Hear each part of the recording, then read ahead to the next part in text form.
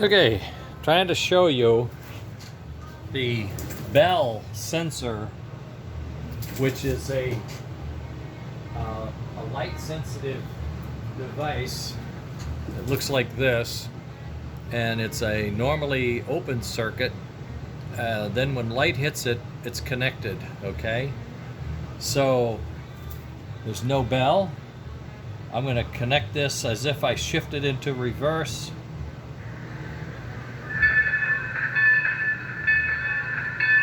And we have the backup. Now I've shifted out of reverse and the bell will taper off and stop. Okay, now then if I stayed in reverse, it should repeat that track.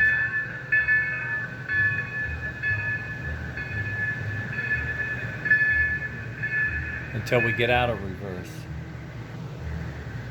And it didn't. There it goes. If I shorten it a little bit, it'll work better. Andy can help me with that, I hope. So that's the reverse. Hearing the digital bell. Oh, and I have the new speaker, if you can see that. Oh yeah, you can see it. That's the new speaker. That's where it's going to fit. Now I have had this residual bell ringing. I'm not sure what it is. I don't know if I need to put a resistor in here or cap or what.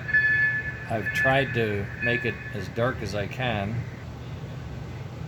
Maybe that's the problem. I don't have enough darkness between the bulb and the, it's getting bounce, or the shielding I have is too thin. I may have to put a double layer on it or something. Wrap it in black tape. Seems nice and quiet now.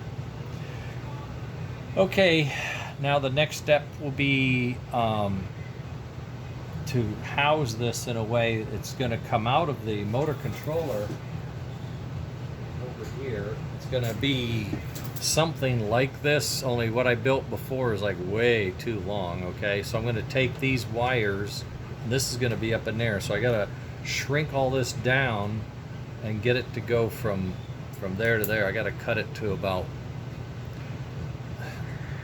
25% of its current length. Now I've tried to close this off, and I'm not sure why that happens, but I'll keep, as I go ahead and build this out, I'll refine that isolation from the light and see what happens. Once I get that built, then the next thing I'm going to work on is the magnet for the whistle, where there'll be a magnet underneath. We roll over it and the whistle blows. And that should be fairly simple. I've got the other wiring figured out. I'm going to have a pair of harnesses for that. This is for the smoke fan and the puff and chuff trigger. And these will be soldered on with the connector, and then they'll run up to the engine. And this is pretty good flex wires, so it should work pretty well.